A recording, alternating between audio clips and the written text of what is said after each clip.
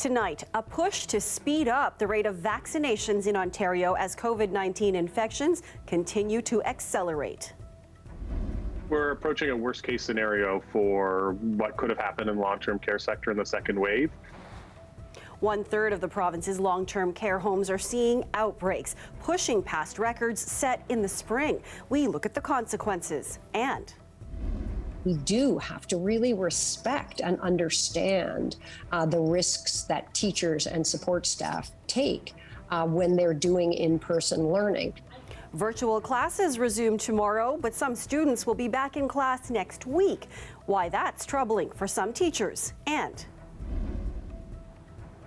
Maple Leafs training camp begins, but with just a week until the scheduled start of the NHL season, it's still not clear if they'll play at Scotiabank Arena. This is CBC Late Night News.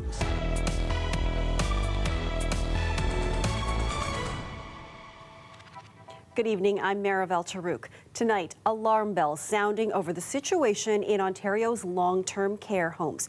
207 have COVID-19 outbreaks and almost 2,300 residents have died since the pandemic began.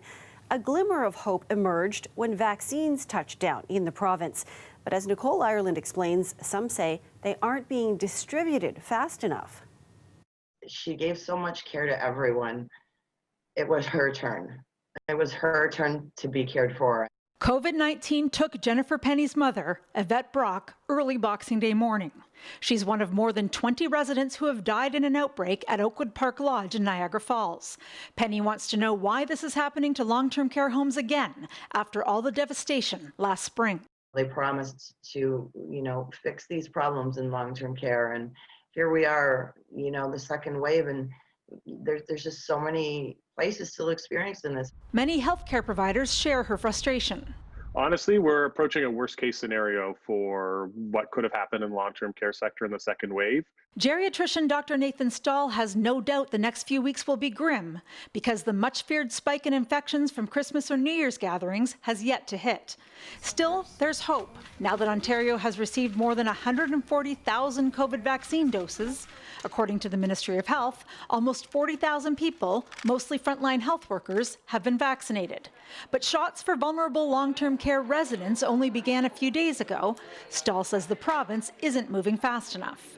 We've managed to actually get needles in the arms of less than 25% of the supply that we've had. And this is really, really concerning because this could literally save lives. And, we are leaving lives on the table by leaving vaccine in freezers. Tonight, the college representing Ontario's family doctors offered to help with a COVID-19 immunization blitz in long-term care homes. In a statement to CBC News, a spokesperson for Ontario's health minister didn't offer an explanation for the pace of the rollout. Nicole Ireland, CBC News, Toronto. Ontario reported 2,964 new COVID-19 infections today. Toronto at the top of the list with 786 cases. In Peel, 346 cases and 308 in York Region, while Durham reported 197. The province processed just under 50,000 tests yesterday, with 5.6% coming back positive. Elementary and high school students will head back to virtual learning tomorrow. Education Minister Stephen Lecce confirmed today that in-person classes will resume next Monday for elementary students and on January 25th for most high schoolers. But there are exceptions. Our Delia Ashry spoke to one worried teacher who is returning to her classroom this Tuesday. Some teachers and students will be going back to class next Monday. One special education teacher we spoke to, who's requested anonymity, says she'll be returning to her classroom in the Peel District School Board on Tuesday. As a teacher and as a parent, it's nerve-wracking and it's very stressful. In an open letter today by the Education Minister, Stephen Lecce says, "We know some students with special education needs cannot be supported through remote learning. That is why I have directed school boards to provide for in-person learning for these exceptional cases."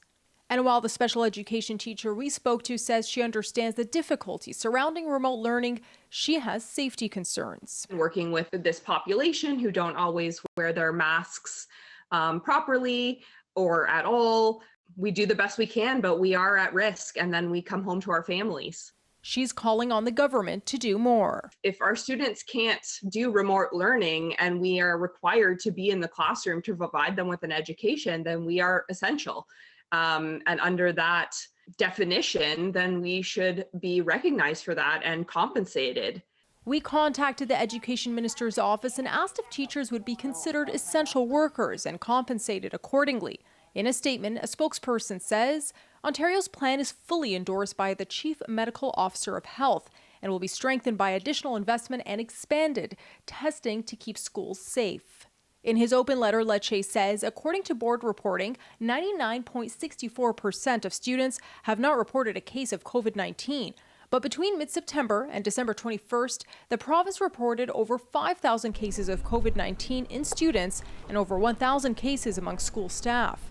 The executive director of People for Education says more needs to be done. We have been calling on the government since last spring to put together a task force that's making these kinds of decisions, and that hasn't been done. Parents and guardians have until February 8th to apply for the province's one-time financial relief support. Dahlia Ashry, CBC News, Toronto. The Loblaws company is reporting at least 56 employees have tested positive for COVID-19 since Christmas Eve at 43 stores across the Greater Toronto area. Still have to create safer workplaces for people.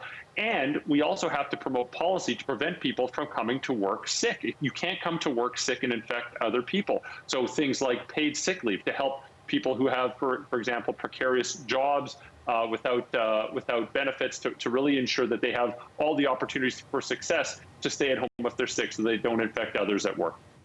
The retailer says it has recorded confirmed cases among workers at stores in Toronto, Mississauga, Brampton, Oakville, Vaughan, Richmond Hill, Markham, and Whitby. In some stores, they've seen more than one case. The stores with infected employees include Shoppers Drug Mart, No Frills, Loblaws, Real Canadian Superstore, and Fortino's. Those planning to travel abroad may not be able to access a new COVID-19 sickness benefit when they return. The Canada Recovery Sickness Benefit offers up to $1,000 to people who have to quarantine and are unable to work. The government launched the benefit in the fall, but says they're considering changing the rules. Canada's employment minister says the benefit was never intended to encourage Canadians to travel outside the country, but help those without a paid sick leave option. Well, the news comes as more politicians are revealed to have traveled overseas amid the pandemic, causing public outrage and heartbreak, especially among ordinary Canadians who followed public health guidelines, choosing not to travel overseas to visit loved ones in their final days. Magda Gabriselase has that story. Separated from her parents during this pandemic, Kat Lantang has had to make some tough decisions. When her mom's health took a turn, she decided not to travel to Nicaragua. It was a terrible decision, but I have a 5-year-old son and we're not vaccinated. I didn't want to put my dad at risk, and those were really difficult decisions to make. Her mother didn't recover, and while Lantang grieves her loss from afar, the list of politicians who defied government recommendations and traveled over the holidays continues to grow. This weekend, at least 2 Alberta Conservative MLAs are facing criticism for trips away. Jason Steffen was in Arizona. Pat Rain is flying back from Mexico. This while the message to Canadians all along has been to avoid non-essential travel. The reality is that you don't get to go and get a tan when we can't bury our family members. It's an absurdity. And today news that 2 Liberal MPs traveled in December to the U.S. MP Samir Zabiri said he went to see an ailing family member, and MP Kamal Khera went to a memorial for an uncle who'd passed. Both have stepped down from various roles. This academic says if politicians don't face consequences, public health will. If they're able to flout the rules, if politicians think that the rules don't apply to them, then no one else is going to act in a way that will support the rules, and this will cause a public health crisis. And though many of the politicians have apologized, for Lantang, it just won't do. if they can flagrantly mock our pain and totally disregard, trying to keep each other safe and value human life, then they don't deserve to be in public office. Lantang is staying put, waiting for the day that she can travel safely to scatter her mother's ashes. Magda Gebrselassie, CBC News, Toronto.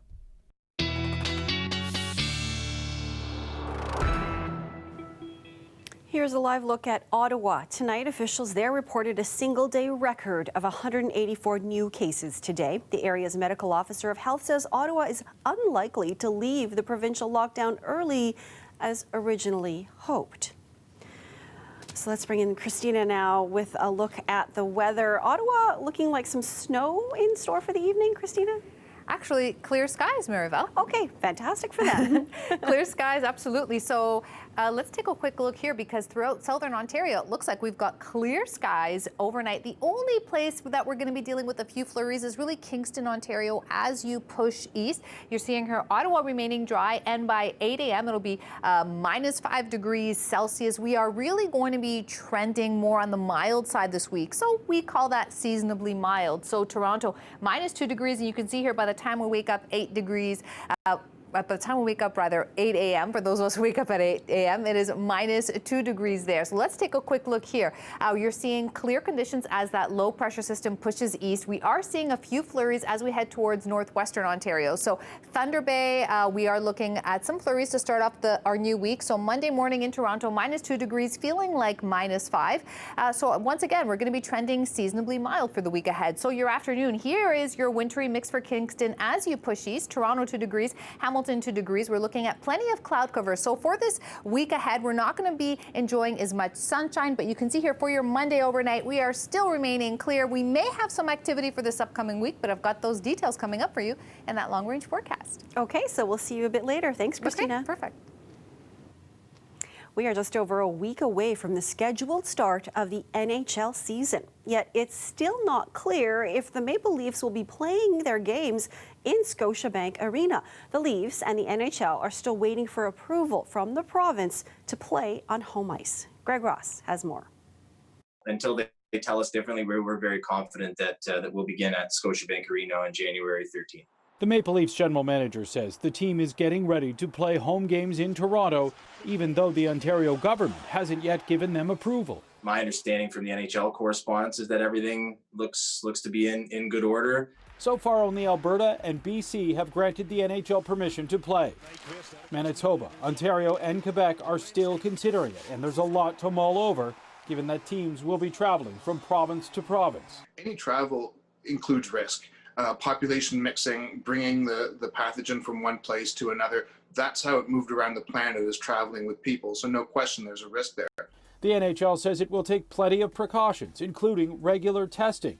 But even that raises questions. Are they using testing resources that are better spent elsewhere? And that's not entirely clear. I think Canadians will just drink it up every night. Hockey analyst Nick Kiprio says even without fans in the stands, these games are sure to be memorable in the league's first ever all-Canadian division. It's going to be phenomenal. It may be so good, Greg, that they may not want to go back to the other way. That's how great I think this season's going to be. As it stands right now, there are 2 all-Canadian matchups scheduled for opening night. Edmonton will host Vancouver and Toronto will host Montreal. That game is still awaiting official approval. Greg Ross, CBC News, Toronto. Coming up, a bombshell recording from President Trump is released asking officials to find votes for him in Georgia. Stay with us.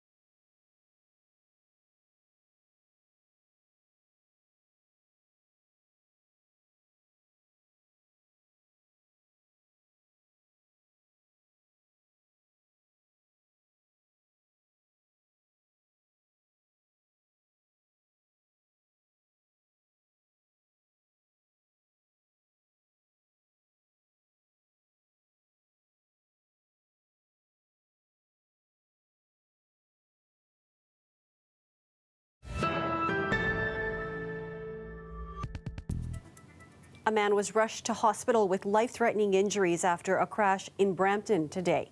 Peel police say the crash happened near Queen Street East and McVean Drive just before 1 p.m. A pickup truck and transport truck collided. The critically injured man was the driver of the pickup truck. The transport truck driver was not injured. He remained at the scene. And demonstrators gathered in Brampton today to support farmers in India who are protesting the country's recently drafted farmers' bills. No farmer, no food! No farmer, no food! No farmer, no food! The peaceful rally was in response to the Indian government's laws that allow farmers to deal directly with corporations and private buyers. The government says the laws will help farmers market their produce and boost production through private investment. But farmers say the bill is not fair to less wealthy farm workers. Protesting farmers say the laws will only bring down the markets, favor big corporations, and push family-owned farms out of business. A political bombshell in the final stretch of Donald Trump's presidency. The Washington Post has released a recording of the U.S. president pressuring Georgia's Secretary of State to overturn election results. Derek Stoffel has the details. The House will come to order. The first day of the new session of the U.S. Congress was overshadowed by Donald Trump's latest effort to stay in power. You should want to have an accurate election, and you're a Republican. We believe that we do have an accurate election. This is part of an hour-long call between Trump and Brad Raffensperger, the Georgia state official in charge of election results, obtained by the Washington Post. All I want to do is this. I just want to find 11,780 votes, which is one more than we have, because we won the state. It's a stunning ask, the president calling for an official to change election results. Fraudulent election. One that is bound to raise legal questions. Campaigning in Georgia, Vice President-elect Kamala Harris called Trump's conversation an abuse of power. Well, it was, yes, certainly the voice of desperation. Most certainly that. It's not the only worry, though, for the next president. 15 Republican senators want this week's vote in Congress to certify Biden's victory paused, allowing for a 10-day audit of the results. We are not acting to thwart the democratic process. We're acting to protect it. The fact of the matter is that we have an unsustainable state of affairs in this country where we have tens of millions of people that do not view this election result as legitimate. Their effort may have captured the headlines, but it will change nothing.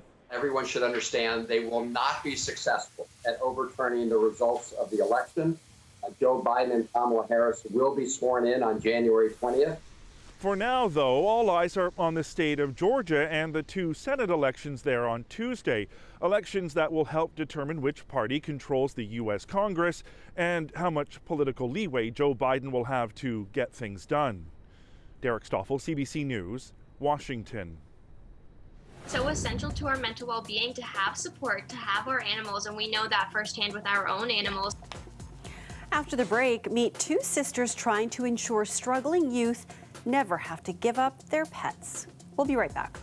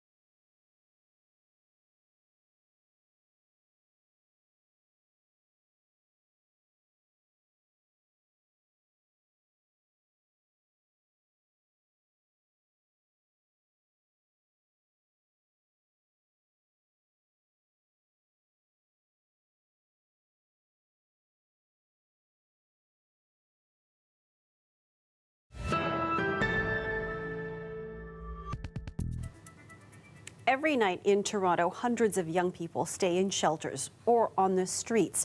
A huge comfort to many of them is their pets.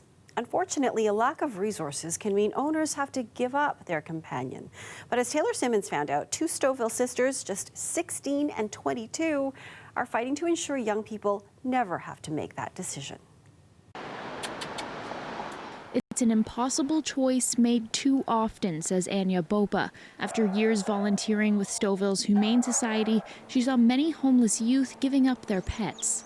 If the animal felt ill, they couldn't afford giving them the proper treatment, or they fell ill because of their lack of vaccinations. It's so essential to our mental well-being to have support, to have our animals, and we know that firsthand with our own animals. So, in May, the sisters launched the Canadian Courage Project, aimed at keeping young people and their pets together. They've run several successful fundraisers to help them purchase items for care kits, which are distributed to shelters across the province. We are starting with providing support in terms of pet food, hygiene items for your pet, treats, leashes, and sweaters and such for the wintertime. Their first recipient, YouthLink, a pet-friendly shelter in Scarborough. When a homeless youth has a dog, that is the only being on this planet that has never let them down. Back says the support is especially helpful amid the pandemic, having lost some large donations. So they raised money and donated money for COVID products and dog food and and also their time. It's remarkable to have somebody 16 and 22, so young, to be so aware. Whenever you visit a shelter, see a young person that's been able to keep their pet, what's that like for you guys?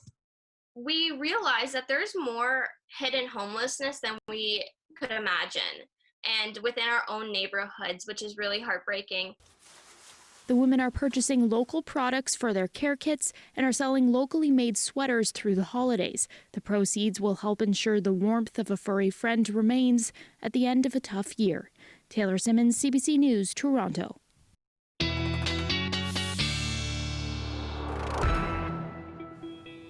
Live shot of the Toronto skyline tonight, looking like right around the freezing mark out there this evening.